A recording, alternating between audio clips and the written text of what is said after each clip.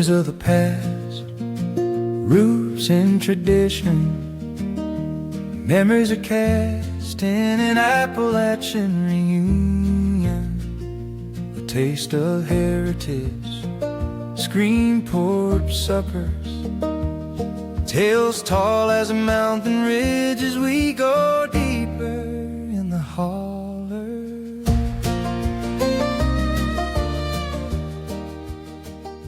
Hey everybody, can you believe I've started a podcast? This is something I've wanted to do for such a long time. I do one for work a little bit, so we've been recording those for the old mill where I work in my day job, but I've wanted to do one of my own because I just always want to create more and more and more. But if you follow me, then you know you may have seen me through my Instagram or Facebook. Maybe you read my Substack. I have a Substack newsletter that I do as well. But I thought a podcast was like the next natural thing to do. So I'm in what I call my home studio or my home office. And I also call it my greenhouse because that's what it is. It's a greenhouse that I built a couple of years ago. And so let me show you around here a little bit for those that are watching. If you're listening, I'll tell you a bit of what you see. But I built it out of old windows and doors. And so it's just glass all around me, and today it's raining a little bit, so you may hear some of the tippy-tap of some of the rain on the roof. But I've got a workbench here with an old dry sink in it. That is actually an old cast iron sink from my mother-in-law's house right there that I salvaged, and I built that cabinet for it to go in. And I've got an old table here, so there's my work surface, but that's an old kitchen table. An old wooden table that I found and I use in here, and like I said, old windows and doors. And I built it a little over 2 years ago, or right about maybe 2 years ago. I want to say, yeah, probably. I started in March 2 years ago building this, and I love it. So I used it the first year just as a greenhouse, and trying to figure out what to do with it. Starting seeds, of course, is what I initially built it for. I'm only doing that for a few weeks, so I started using it occasionally for just to sit out here and write a little bit, maybe for myself, do a little work. Sometimes when I'm working from home for the old mill, I'll come out here and I'll work for the day because it's nice and peaceful. You can't hear everything, so I hear the birds, I hear the traffic sometimes too, but occasionally, you'll hear some siren going by, so I apologize if a siren goes through while I'm recording an episode one day, but it's real life. It's what happens. It's where we are. It's how we live. But I'm in East Tennessee, and we live right in town, and so we hear all those things. We've got a beautiful little corner lot here in the town I live in, and I love this house and love our yard. We put in some raised beds a couple of years ago, which is also why I built the greenhouse, so I could work a little bit easier with those and a little bit better. And so we're raising all kinds of stuff, everything we can in just a small space, really. And so that's a little bit about me and where I'm at. But what this podcast is going to be about is just talking to people from Appalachia, of course, but really from all over. I've got friends that I've met through social, people like Lauren Mays of Must Love Herbs. And if you follow her on Instagram or Facebook or TikTok, she's a really good friend of mine that I've only talked to through social and text messages, and maybe we did I can't remember if we ever called each other or not, to be honest with you. I don't remember, but she has agreed to come on and be a guest on my podcast, so I'm hoping that's one of my very first that I record, and I can't wait for you to meet her. She is such a wonderful person, always positive. She does amazing work. She is so talented. And she's just a beautiful Appalachian, and inside and out.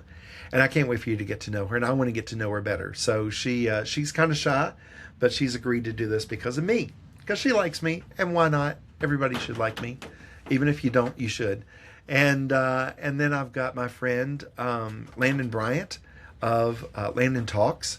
And he and his wife have a podcast called Landon Talks to Kate, but you may know Landon from one of his books, maybe like Bless Your Heart, Field Guide to All Things Southern. So we've kind of joked and said we're going to do the Southern Appalachia tour one day maybe, and we'll get together and we'll do some stuff. But they've recorded a podcast for work for me. And so they've agreed to come on my podcast, and I'm going to be on there. So we're gonna get back together and do some things. But I can't wait for you to get to know him a little bit better too, if you don't already know him or Kate and follow them. And let's see. Oh, Katie Combs of The Life of Katie Ann is somebody that I've gotten to know through social and through her podcast more probably than social. I saw her a little bit on TikTok, but I've been listening to her podcast, and it's one that she just started. And she's talked to some other friends of mine like Silas House, who I hope maybe to have on one day. And so she said, yeah, she'd love to do it. So we're going to set up some dates and try and get some of these things recorded as quickly as we can, because I'd like to put these out definitely every 2 weeks. But if I can, I'll do an episode every week. I just need to get some recorded and get these going. But I'm excited about this. Again, it's something I've wanted to do for a long time. My Substack I call the Appalachian Tale Substack. And for free subscribers, that's the portion of it that they get. And you can certainly subscribe for free. And you'll get a portion of every episode, or every edition, I guess, free. And then I go to a paid level in there just to try and support that and everything else I'm doing. I work full time, but all of this is on the side, and it does cost a little money to try and keep all this social and everything going, and just all the time that it takes to do things. But every month I will have an edition that will be free to everybody. So it'll be open for even the free subscribers to read the whole thing. And I include lots of stuff in there. So I've got recipes and maybe a word of the day or a word of the week kind of thing, an Appalachian word or Southern word that you may or may not have heard before. And so if you want, go over there and follow me on Instagram or Facebook or even TikTok or Substack or all of them. If you just can't get enough of me, who would blame you? Who would blame you? But, those are some of the things I'm going to get into. I've got some other friends that I can't wait to talk to, and can't wait for you to get to know, like my friend Danielle Parton, who has, she's a retired veteran, and she has a distillery called Shine Girl Distillery, and she makes moonshine and rum and, I'm trying to think what else, vodka. And I've been playing around with some recipes using her stuff, and it's a lot of fun. She and I are working on a project that I hope to get to tell you about. Maybe that's what we'll talk about when I have her on. But she's agreed to be a guest. And some of my other friends, my best friend Sheila, I hope to have on one day. And Mick, my husband. I've not talked to him yet about it, but if I twist his arm, maybe if I make him some brownies or something, he'll come on and we can talk a little bit. We can chat. And you'll get to know him a little bit better. You think I barely have an accent? Let me tell you, when you listen to him talk, he is as country and as Appalachian and as Southern as the day is long. And you'll just plumb love him. You'll just plumb love him. I swear. I swear you will. Anyway, so those are some of the people that I know I can get on the podcast. But I have people that I really, really, really want to get on here. I want to have as a guest. And if you know me at all, if you follow me on any of the other stuff, you'll know I talk about manifesting what you want, because that's what I do. I love to just talk about things and say, you know what, this is going to happen one day. I'm going to do this. I don't know how, don't know when. That's how my cookbook came about. Maybe you know me from my cookbook. It just came out back in October. It's called Seasoned in Appalachia, and it's 75 recipes. And they're all family recipes and stories and recipes that I've worked on and things like that. But I talk about how I manifested that book because I just said one day I'm going to do it. I don't know how, don't know when. And then one day a publisher or two actually reached out to me, and it became a reality. And I just still can't believe it. Sometimes it's so weird to walk into a bookstore and see my name on a book on the shelf, right next to some people that I know, because I do know a lot of food writers and cookbook authors. So hopefully I'll get some of those on here as well.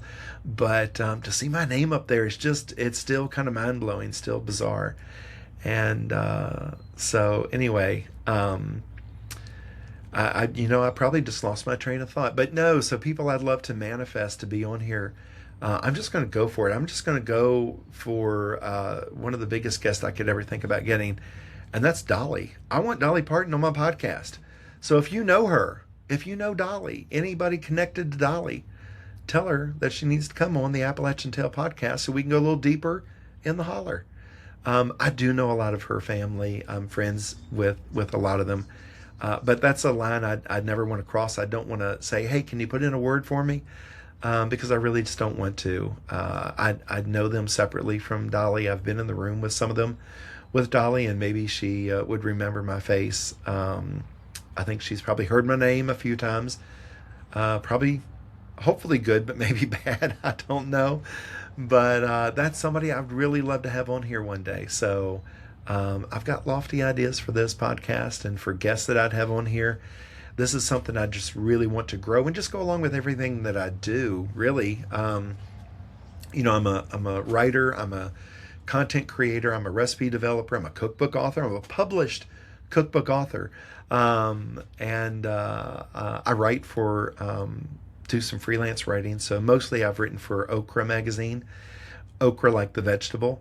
And I'm in their current edition right now that's out. And it's a story about my cookbook and how that came about. But I love to I love to tell stories. That's really who I am more than anything, is probably a storyteller. And so I do a lot of that. And I think that that's something that I can connect with a lot of people. We either love to tell stories, or we love to eat, or we love to do both. And so just about anybody could be a guest on here, but I think Dolly would make a really, really good guest. I'm telling you, I mean, I know some true Appalachians, but that one is an Appalachian through and through. And I just love to sit down and have a cup of coffee with her, or a cup of whatever elixir she drinks, so that she can still be Dolly Parton. I don't know what that takes, but man, she is a powerhouse, and she is always going and always doing, and I need some of that. And I want this podcast to be a positive space, because you know what? Life's hard. Life is hard. Things are tough. Things are rough out there sometimes. And I just want this to be a little bit of a respite for you, just a place to get away, to get to know people, to listen to a different perspective. I think, sometimes you can't form your own opinions if you don't know the opinions and perspective of others to know where you stand. I don't plan on getting political on this. Some things we talk about may be seen as political, though. I mentioned my husband.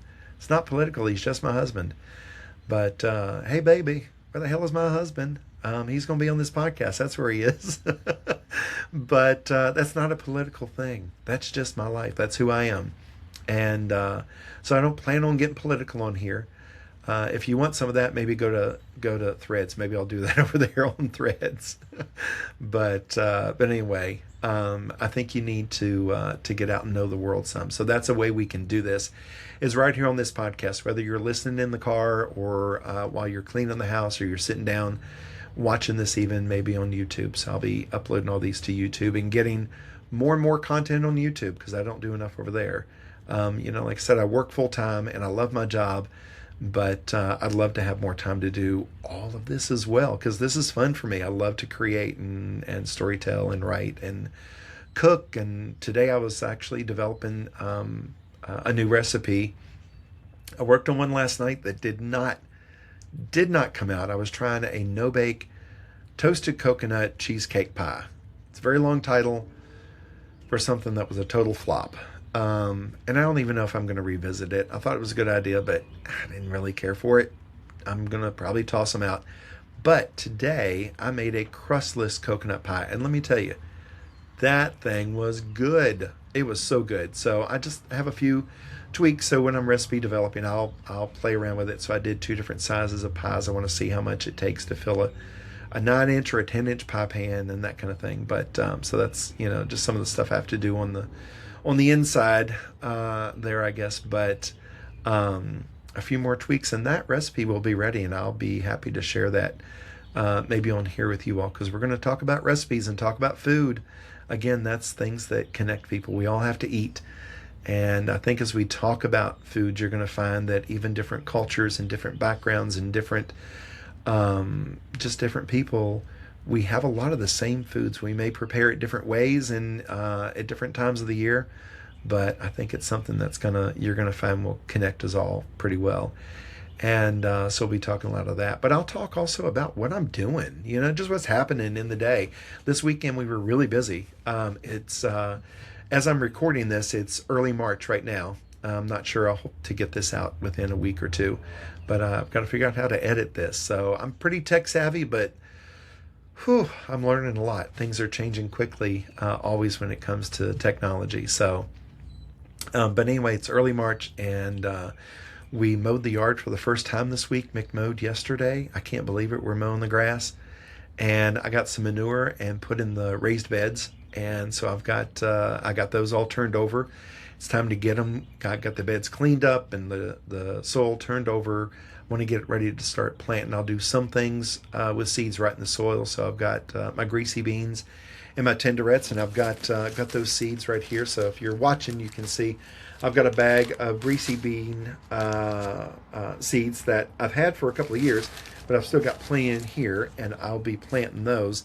I saved some last year, and to save them, I just let them dry on the vine at the end of the season and in late fall, and then I'll pull them off just before it frosts, because I don't want any frost on any of that, because then the vines really just kind of wither up. But as the vines are drying up and the bean pods that are hanging on there dry up, I'll leave a few.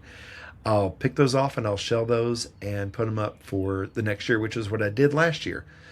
This year I also did it, but I had them on the porch with some other stuff, and the beans got mixed in with things, and I wasn't really sure what was greasy beans and what were tenderettes, and I like to plant both and keep them in separate beds. So I'll go back to those seeds, but I did have some tenderettes that I put up. You can hear those in there. So I've got those seeds to put out again this year.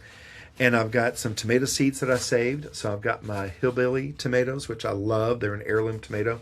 And a white beefsteak. So it's a really light colored, huge tomato. Makes a great tomato sandwich. And hillbilly tomatoes are red and yellow, kind of variegated. Beautiful, beautiful tomato. And they can get pretty big too. But I've got seeds in each one of these packets from those that I've saved. And I've saved seeds from tomatoes for the last few years. And it's not hard to do. It's stinky. It doesn't smell good when you do it, because you're basically letting some of the flesh of the tomato rot as you're trying to extract some of the seeds in a jar of water from that, and you just got to let it kind of ferment, and it gets pretty strong. I've got some okra seeds from okra that I grew last year, and I saved some of the pods at the end of the year, and I've got those. And then I've got some okra that I got in Birmingham. And I was down there on a trip this past fall, and I was visiting the Jones Valley Teaching School. If you have ever been to Birmingham, or if you ever plan on going, go by there and check it out. It's really, really cool.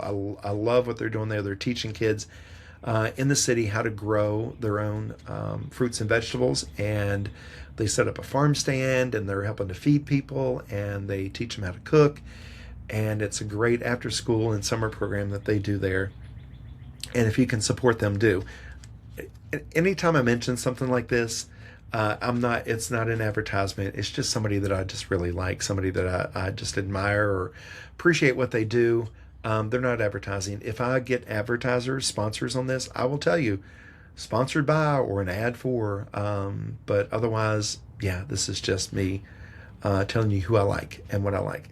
So anyway, when I was down there, there was a huge okra pod that was laying on the ground away from the gardens, and it was probably about 6 or 8 inches long. It was huge. I'd never seen a piece of okra in person that big. But it had already dried and was opened up, but there were lots of seeds still down inside. And I picked it up, and the folks there that were giving us a tour said, "Would you like to keep that?" And I said, "Yeah, I'd love to." So they ran and got me a little bag, and I put the pod in there and let it finish drying out. And I got the seeds, and I don't know if you can, yeah, you can hear them. There's a few. So I'm going to plant that okra and see what I get out of that, because that's bigger than the okra that I have, much bigger. And So I've been working on that, and I've been cleaning up my greenhouse here. So I showed you my greenhouse studio, but I had to get it all swept out and get things refreshed and straightened up. Things get really messy over the winter sometimes, because I'll just run out here and drop some stuff and think I'll get back to it later, which I do. You may have seen my Meyer lemon tree that I've got there. So I don't know if you can see that, but there's buds coming out on that. I'm so excited. I picked it up last year on the clearance rack. I love to go to, if I'm at Lowe's, and I'll go look at what I call the rotten rack, which is their clearance rack, and I can get something for a couple of bucks, flowers or even plants or things like that tree. And I'll try them and see if I can bring them back to life. And so that tree is doing really well. Of course, it lost all its leaves. It's been out here in the greenhouse all winter long. I've given it just a little bit of water to let it kind of winter over, go dormant like it should. And now it's got buds coming out on it. So I'm excited. I don't know if I'll get any lemons, but I hope to at least see some leaves on it. And I hope to get that thing so tall that I have to build it its own greenhouse. That would be really cool. But anyway, that's what I spent the weekend doing, was just getting things ready. And the recipe that I was developing this morning, started last night with the pies that didn't work out. But even this morning was for a friend of ours who turned 92 today. And we couldn't go. We sent the pie with one of her relatives. Her family was having a party for her, and we were hoping to go to her party, but we'll get by and we'll see her. But anyway, she loves coconut, and she loves chocolate, and she loves really anything I make. So I'll send her stuff all the time. I try and send things for holidays, knowing that their family all gets together. And now I think she's got great grandchildren that are having kids. So my goodness, she could be a great grandmother. And may already be, I can't remember, but it's just amazing to me. I love when you can see the generations of families that still get together like that have the opportunity to, and that they get to know each other. I remember my great-grandparents on both sides. On my dad's side, loved them. On my mom's side, great-granddaddy was not a nice person to us most of the time. He was pretty old and I guess crotchety, and he was just mad all the time. I don't know. I don't want to be that mad when I get that old, so don't let me. But anyway, we hope to get over and see her. So I sent her the crustless coconut pie, and I put a little toasted coconut and some chocolate shavings on top for her, and I think that recipe came out pretty good. And so, like I said, I hope to share that with you. But that's what this whole podcast is going to be about. We're going to talk about just life and Appalachia and heritage and family and friends and of course food. And so I hope to share recipes with you. I'm going to have some regular segments in the podcast that I think you'll enjoy. So one of them's going to be called the Screen Porch Supper Club. And we have screen porch suppers here all the time, especially throughout the summer. But even in the fall or spring when it's warm and we can eat out on the porch, we love to do it. And we'll text friends or call somebody up and say, hey, we're having a screen porch supper. You want to come over? And they always say, well, what can I bring? And so that's what we're going to talk about. If you're a member of the Screen Porch Supper Club, then you're welcome to bring something. And that's what we're going to talk about on this podcast. And I think that's going to be fun. So I want to see what people want to bring, whether it's something they make, something that someone in their family made, or something that they always wish that they could get. I mean, it's just, this is all virtual reality in here. So I'm just going to let them tell me what it is they would bring. And if it's a family recipe, maybe they'll share it with us. I'd love that. And then I can try it out sometime and test it and show you all how that came out, maybe in future episodes of the podcast. But I'm going to say an Appalachian or a Southern goodbye. I'm going to start now because, it takes a few times to get it right. We're at about 23 minutes. I want these episodes to be about 25 to 30 minutes long each. So I think this is long enough. I need to let y'all go. As Landon would say, let me let you go. And that's how we start try to say goodbye. But I just hope you all check it out and come back and listen each week. And let me know what you think, and let me know who you want to hear from, who you want me to have on, what you want me to talk about. And we'll see if we can add it into the episode. I'd love to do that, and I want feedback. I want to know that what I'm doing is something that you want to hear, because it's fun for me, but it's for you. And I can't wait to hear you say that you're listening in the car on the way to work, like I do, to a lot of podcasts, or that you're at home just relaxing, and maybe this is how you end your evening, one night a week or two, or one every 2 weeks or something. But anyway, so again, I'm going to let you go. Let me let you go, and you'll have a great day. And thanks for listening. I still can't believe I'm doing this. Well, friends, that's it for today. Thank you for listening to the Appalachian Tale Podcast. I'm your host, Jimmy Prophet. This podcast is recorded in Greenhouse Studio right here in my backyard, and produced and edited by me with a little help and a lot of encouragement from my husband, Mick. You might know him as Mick on the Porch.